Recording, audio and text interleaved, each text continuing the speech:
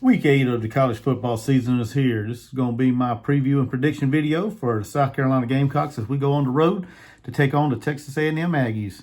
Stick around to get my thoughts.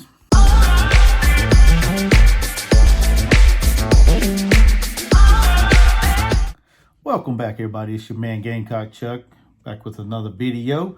Hey, don't forget to like, share, subscribe, hit the notification button, and also comment. Let me know what you think. Doing all these things help me out with this whole YouTube algorithm, gets my name out there, gets my content out there for people to view. So just do me a favor and help me out there. This matchup that we're going to be talking about today is going to be South Carolina Gamecocks. They go on the road to a hostile environment at Kyle Field to take on the number 17 Texas A&M Aggies. Texas A&M's 5-2, coming off of a blowout victory to a very bad Missouri team. Week before that, they took down then number 1 Alabama in an impressive game there. It was actually a real good game, come down to the wire. That second field goal, good game, good win for Texas A&M, get them back on track. South Carolina, we're coming off of a disappointing but yet a win against a very bad Vanderbilt team. So, but you know, it's a win. We're 4-3 on the season. Texas A&M is giving up 19.5 points as we stand today, this Thursday afternoon. They're giving up 19.5 points, and according to the ESPN Football Power Index, the FPI, they have an 89.4% chance of winning this game. Texas A&M, they led by sophomore quarterback Zach Calzada. Yeah, I think that's how you say his name, Zach Calzada. He is completing 56% of his passes, has 1,177 yards, 10 touchdowns to 6 interceptions. So he is prone to throw some picks. So something that our defense is going to have to be on the lookout for. Hopefully we can get a couple of them. As far as the running back room for Texas A&M is loaded with talent. They're led by 2 running backs actually right now, Isaiah Spiller and Devin A-Chain, I think that's how you say his name. They're both talented, explosive backs. They're both averaging about 6 yards per carry right now. Like I said, they're dynamic running backs, man. I think Spiller's like 3rd in the SEC as far as yards. So I think he's the 3rd leading rusher in the SEC right now. So they got 2 talented backs in the backfield that can hurt you, you know, anytime and every time. And like I said, with both of them getting about 6 yards a carry, that does nothing but open up the playbook for Calzada and Jimbo Fisher to just do multiple things. You know, gives them a greater opportunity to convert, you know, get more first downs and just keep moving the ball down the field. When you look at their wide receivers, they're led by Anais Smith. And Anais Smith, he has 319 yards, 6 touchdowns on the year, along with Damon Demas. You know, both of them are explosive. They can hurt you down the field. They run good routes. They catch the ball good. So then you throw in tight end Jalen Weidermeyer, who last year had a big game against South Carolina, had a couple touchdowns. He's a nightmare as far as matchup. So he's a big threat down the field. I mean, this team's just loaded with talent on the offense. You know, going to cause our defense some problems if we're not careful.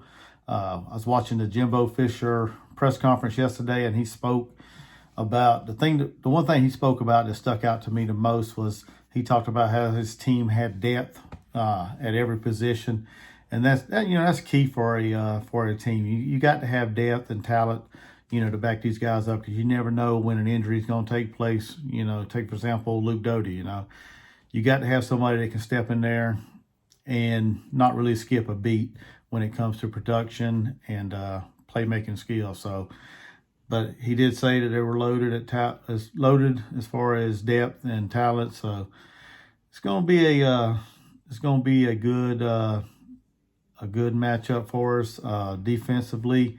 You know, we got to play better than what we have. We've played good all year, but we've got to step up our defensive game, especially since our offense really hasn't generated a whole lot. So defensively, we got to play better. We can't let these receivers get behind us because of a lack of focus or discipline from our secondary. We got to keep the receivers in front of us, keep the ball in front of us. Don't get beat deep. So and that's been a thing here lately with them. They got sucked up into like a mobile quarterback or something, somebody running or the play breaks down, and they get sucked up towards the line, and that just leaves the wide receiver wide open behind them, which led to a couple big plays. So we got to shore up that as far as South Carolina's defense. As far as our run defense, we have to play sound, disciplined, gap field defense. We got to be able to get into the gaps. We can't get out of position. We can't lose containment on the edge. We got to get better play out of our linebacker group. We got to get them in position to, to fill them gaps that are open, between the defense, between each defensive lineman. We got to be able to fill them gaps soundly and just play smart football and run sideline to sideline and hopefully limit Spiller and A-Chain to less than their average of 6 yards a carry. So it's gonna be a big task for our defense. Not to mention, we're gonna be in the hostile environment, like I said, Kyle Field, home of the 12th man. It's gonna be loud. It's gonna be rowdy. It's gonna be packed. So it's gonna be a challenge for our offense and our defense out there on the field. We don't want to get in a game where Texas A&M's just rolling and rolling. That crowd's just into it all game. So as far as our offense, like I was saying, we got to. I want to say we need to get off to a fast start, but we did that last week, and we see where that led us. We got off to a fast start, and then all of a sudden we just, I don't know what happened there. We just decided we weren't going to play no more offense for a while, not to the last drive anyway. It was just a lot of bad execution, some questionable play calls, people not doing the right things, some costly penalties that brought plays back. So there's a number of things, but we have to get off to a fast start. We got to be able to, to try to get the ball out on the perimeter to Juju McDowell, Zaquandre White, if they're available to play. Because Kevin Harris, he's more of a power runner, and that's not what our offensive line is built for right now.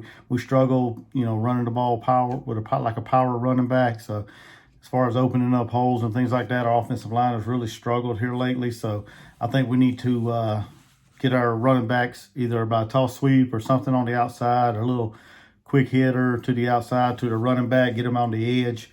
I think that'll be one way to get our running backs involved more versus just handing it off and bringing it up the gut or off the left or right side. I think we need to, like I said, get a little swing pass out or a little quick toss or pitch or whatever. I think that's what we need to do to get our running game going. In this game, Texas A&M, they're solid on the defensive side. They got good defensive edge rushers, good defensive line. So that's one thing we need to do. We need to get our good explosive running backs, like I said, like Juju or Zaquandre, we get them out on the edge and see what they can do against, see if they can create some mismatch, some missed tackle, something, get out there and make some explosive plays. Wide receivers, we got to get everybody involved in this game. Jalen Brooks, I'm not sure if he's going to play this game. He was out. I think he was out last game. So we got to get him involved. Got to get E.J. Jenkins some more catches. We can't let that big, tall wide receiver go to waste this year. We need to get him some touches, get him out there, get him involved in the game plan. I'm not sure exactly what's going on in that as far as his situation, but we got to figure out a way to get him on the field and get him the ball. Same thing with DK, Josh Van, all them guys. We got to get some people out there and create some mismatches ourselves and get some explosive plays, get the ball down the field. But yeah, when I look at this game, it's just, we cannot let another repeat performance from the offense and defense that happened against Tennessee. Like I said, this is going to be a real rowdy, loud, packed house at Kyle Field. So we cannot get into a situation like we did against Tennessee where they jumped out real fast. But when I look at this game, South Carolina clearly is, in my opinion, is clearly the team that does not have the depth, the talent right now to compete with Texas A&M.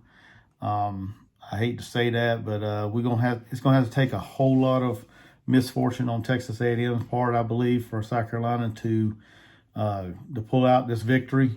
So with that being said, I think this game, if our team can just hold their ground for a while, I think this game can be competitive. But I see this game, and I don't want to say it, but I think this game's going to go kind of like the way the Tennessee game went, in my opinion.